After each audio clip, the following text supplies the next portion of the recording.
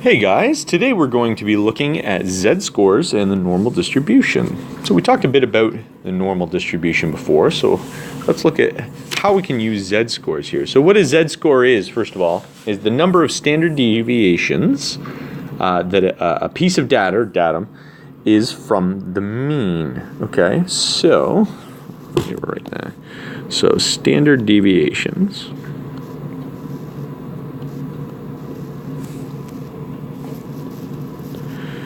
Deviations. Okay. That is from the mean. So standardizing is the process of reducing data in a normal distribution. Normal distribution.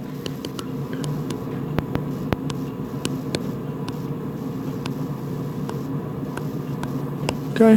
To the standard normal distribution, which we did talk about a little bit in the last lesson.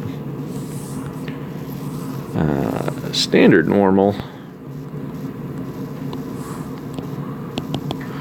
distribution. Okay.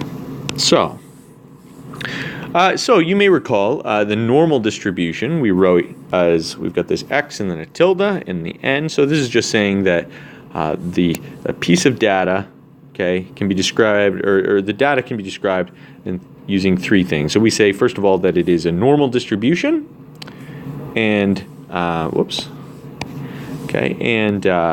it has a mean of mu, whatever that might be. And it has a standard deviation of sigma, or a variance of sigma squared. Okay, so for the standard normal distribution, what we're doing is we're forcing it so that the mean is 0 and the standard deviation is 1, which would also give you a variance of 1. Okay, so this might be written as, I'll do it in green, might be written as 1 squared. It doesn't really matter because 1 squared is 1, of course. Okay, so we're answering the question, if our observation x is from a population with a mean mu and a standard deviation sigma, then, and this is the important part, z would be equal to x, so that's the piece of data, minus mu over sigma. Okay? On the other hand, if the observation is from a sample with a mean x and a standard deviation of s, so literally that's supposed to say x bar. Where is this? The mean of x bar, then it will be z is equal to x minus x, minus x bar over s. Okay, remember this, you're just using different letters to make it clear that this is from a sample, not the population, so it can be inaccurate. Okay, so if you have a positive z-score, this indicates that the observation is greater than the mean. Similarly, if it is negative, it is then less than the mean. Okay, so for example 1 here, we've got a data set. It's a normal distribution, obviously, or we wouldn't be able to do this. It has a mean of 13 and a standard deviation of 2.5. Okay, we're going to find the z-score of a piece of data whose value is 10. Okay, so to find z, so we just say, well, z is equal to, and our formula is x minus mu over sigma. Okay, and so what we'll get is 10 minus 13 over 2.5. Okay, because of course mu is equal to 13. I should have written this to begin with, but whatever. Sigma is 2.5, and then the x we're looking at is equal to 10. Okay, so this is just going to equal negative 1.2. Okay, so put z in there, and we'll draw a box around it because that's our answer. Okay, so what does that mean? I'm glad you asked. So that means that 10 is 1.2 standard deviations below the mean. So we'll say, therefore, 10 is 1.2 standard deviations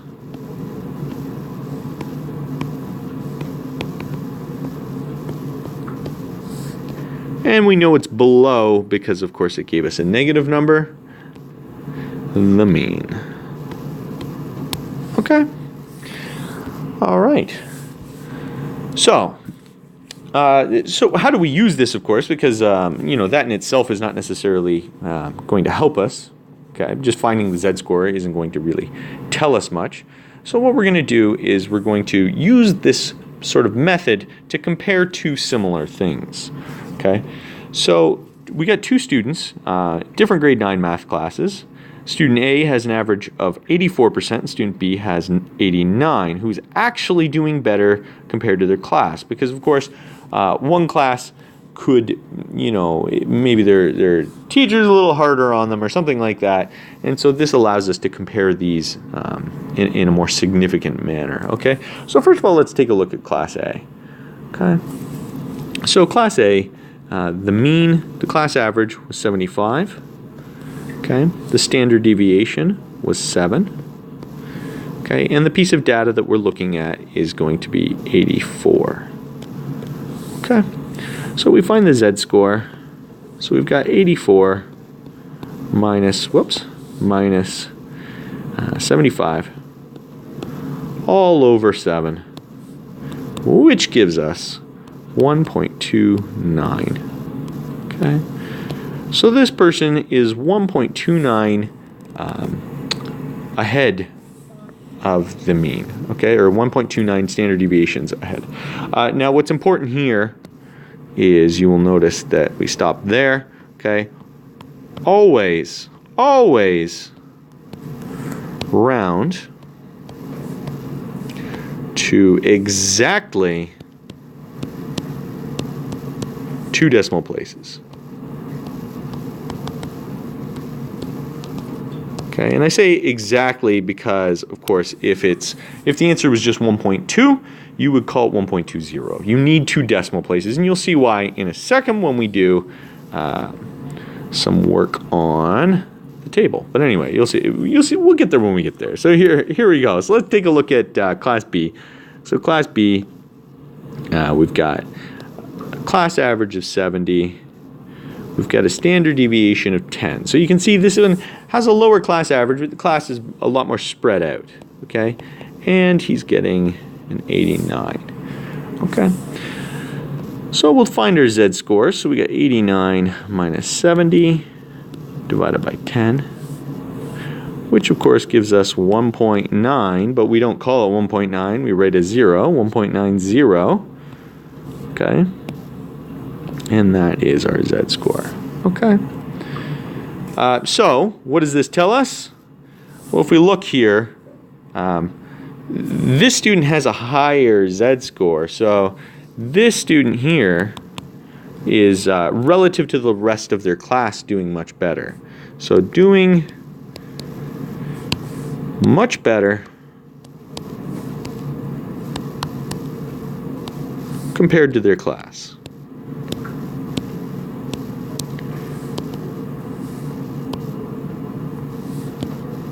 Okay. Just because they're almost 2 standard deviations away from the mean, whereas you know, the other one is only 1.29. So compared to the rest of the class, this one is doing better. Okay. All right. So we're going to flip our page. So we're going to look at z-score tables now. So z-score tables. Sorry, this is a little pixely, but that's okay. Z-scores are frequently used to estimate how many other pieces of data in a population are above or below a given value. So this is you comparing yourself to everybody else, okay? So the standard normal distribution has a property that the area under the curve is equal to 1 or 100%, okay? And we're going to use our z-score table, which should be included in your note package, okay? So the z-score tables record the area under the curve between the z-score and the left tail, okay? So, in other words, so this is how we would actually write it. We call it the probability that or well, it's the percentage of people, whatever. Let me just jump ahead to the example because this is a little confusing. So Jill's test mark was 63%. The class average was 70% with a standard deviation of 10. So the idea here is that we're trying to find the percentage of the class who had less marks. So we're finding the percent of people who are doing poorly, which we can use this probability notation here because we're saying what is the probability that people are doing less than the person we're looking at, okay? Now, keep in mind, so what this second piece here is that, so if I look at this one, okay, if I were to graph that, okay, and there's my normal distribution, perfectly drawn, obviously, okay, and let's say that this is the person we're looking at. What I'm finding is I'm finding this area here. I'm finding the percent of people who are less than that, okay, or it could be, and it doesn't matter where they are on it, it's always just finding the percent that are less than that. So what we can do here is the second notation is showing us how to write if we wanted to know the percent of people who are better than or doing better, okay? And the idea is that you can find, because this is theoretical, this is assuming an infinite number of people. Basically what it is we can subtract, whoops, I just did that on the wrong side.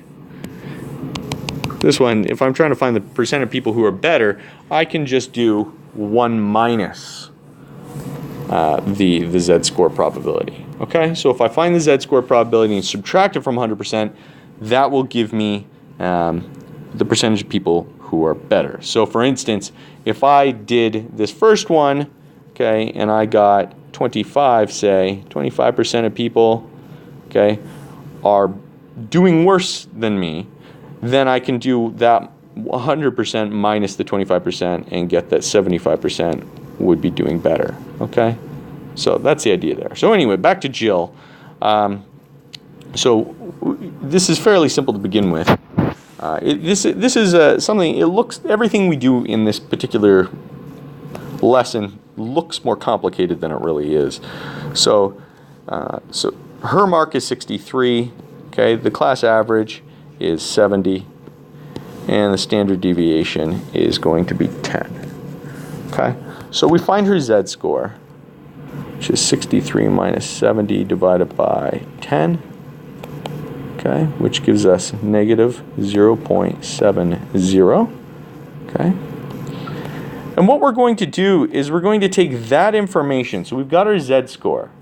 So what we're going to do is we're going to flip over to our z-score table. So I'm going to attempt to pause this video and pull that up and then start again. If it messes up, this might go up as a couple videos, but fingers crossed. All right, and I think we're back. I think it worked. Anyway, so here's our z-score table. So we are looking at z was equal to negative 0.70. Now, the first thing you want to do when you're doing this is you need to make sure that you are on the correct side of the table. So you'll notice that these z-score values are negative, which is what I want. So this is the correct side. If I had a z-score bigger than 0, then I would go to the other side of the page. Okay? And so what you're going to do is you're just going to say, well, the first 2 decimal places are picked by this column here. So I'm going to say negative 0.7, okay, which is right here. And then my second decimal place is 0, which if you'll notice is over here. So I'm going to add these two to make sure that I get the right spot. So for instance, if I was looking for negative 2.94, okay, then I would start with negative 2.9 and I would do 0.04, and then I would just find the one right there, okay? So that would be that answer. But for us, we want negative 0.70, so we are right here, okay? And so that is our answer to the question. So let me see if I can pop by. Let me see if I can do this more smoothly. I bet I don't even have to. I'm getting better. There we go. All right. If I realized it was that easy, I would have set it up ahead of time. I wouldn't have had to pause the video. But anyway, here we go. So our answer was the percentage of people. So to get the percentage of people who are less than. So first of all, we'll say the percentage of people, or the probability. You can use those words interchangeably in this case, which seems a little weird, but it's true. Okay. So the percentage of people who are less than her are going to be 0.2420. Okay. So there are 24%. 24.2% of the class did worse than her. Okay. So therefore, 24.2% of the class did worse than Jill. All right, and there we go. Okay. So let's jump over to example number 4 here. So a survey on the length in centimeters of perch in Little Lake produces that. We got a standard deviation of 5, a mean of 20, and it has an n, so it is a normal distribution, which is the only distribution we're actually going to look at this year. But as you move on, you will look at other distributions if you take statistics in university. But anyway, we want to find the percentage that are between two scores. So this is where this is going to get, a little tricky just conceptually, but once you get it, it's not actually difficult to calculate. Okay, so the idea here is we've got our normal curve here, again, perfectly drawn, okay? And we want to find the percentage of people that lie in here. So what we're going to do is we're going to say, well, if I find the percentage of people here, and then I find the percentage of people all of here, and I do the red, and I subtract the green, then it's going to leave me with the black. Okay? So let's do it. So we're going to have to do 2 separate z-scores here. Okay, so obviously mu is not going to change. Mu is going to remain 20. Okay, standard deviation, the sigma there is going to remain 5. Okay, but we're going to do it for 2 different x values. We're going to do it for x equals 17, and we're going to do it again for x equals 23. Okay, so our z-scores are going to be 17 minus 20 over 5, which gives us negative 0.60. Okay, and then we'll do it again. Only we'll have 23 minus 20 over 5, which will give us positive 0.60. There we go. Okay. And so if you go to your z-score table, okay, you'll find that the probability, I do want you to try and get this notation down. If you mess up on the notation, it's not that big of a deal, to be honest with you. I'm not. It's kind of a silly notation, if I'm being honest, but it is good to practice, because next year in statistics class they will expect you to do this correctly. So anyway, both of these are going to be less than. Remember, if you're not doing anything funny with it, it's always going to be a less than. Okay, and we'll get both of these just by looking at that table. Okay, and I encourage you to try and look these 2 numbers up on the table and make sure that you can find those 2 corresponding numbers, so that you make sure you are doing it correctly. But so then what I'm going to do is I'm going to find, I want to know the probability, or the percentage of people that, well, they're not people, they're fish, but that lie in between these 2 values this time. Oh, I messed up. I forgot to do that. There we go. So I want between these 2. So what I'm going to do is I'm just going to take, and you're going to get the right one in the right order, because you should get a positive. Remember, you're not going to get a negative percentage of people. That doesn't make any sense. So your answer should always be positive. Okay. And so I'm just going to subtract these 2 from each other. Oops, 4, 3. I'm getting messy here. All right, not that I wasn't messy before. But anyway, so it's going to give me 0.4514. Okay, And so we can say, therefore, 45.14% of fish are between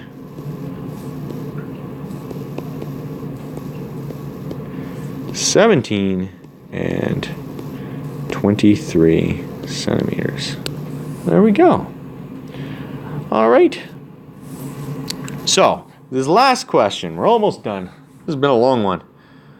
Okay, the last one is working backwards. So occasionally we'll get a question that says something like this, where the class average on test is 65. So we might as well just start writing down what it tells us, so we know that that's our mean. Okay, so we got a mean of 65. Okay, we've got a standard deviation of 15. Okay, and we want to know what percent you must get on the test to be in the 90th percentile. Now it is worth mentioning, because this is a mistake that people make. Okay, this means you're better than 90% of the people. Okay, often people will get this backwards, and they'll say they're in the top 10th percentile and act like that's good. Being in the top 10th or being in the 10th percentile would be bad, because it means you're only better than 10% of people. So you want to be in a high percentile. So anyway, the idea here is that we don't know our x value, but what we do know is that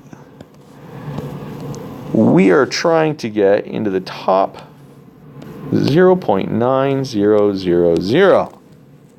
Okay, and so we look at that number up on the z-score, and it can take a bit of hunting, but once you find as close as possible, because sometimes you won't be able to get that precise, you find the one that's as close as possible, and you'll find that that should correspond to 1.28. Okay, that was the closest. So we'll actually write close enough. Okay, it's not exact, but it's close enough, and that's all right. That's all right to do that, because you're just being off by, more than a thousandth of a decimal at that point, or a thousandth of a number, and it really is just close enough. So anyway, so we've got our z-score formula.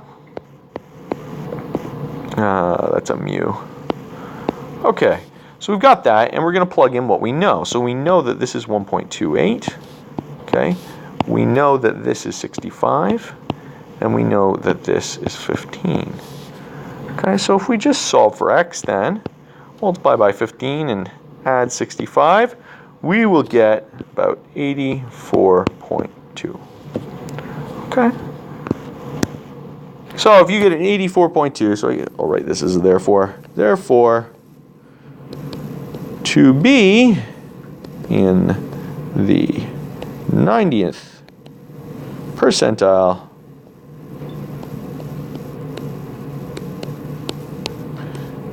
you must get 84.2%. And that's it. So, until next time, go Sabres.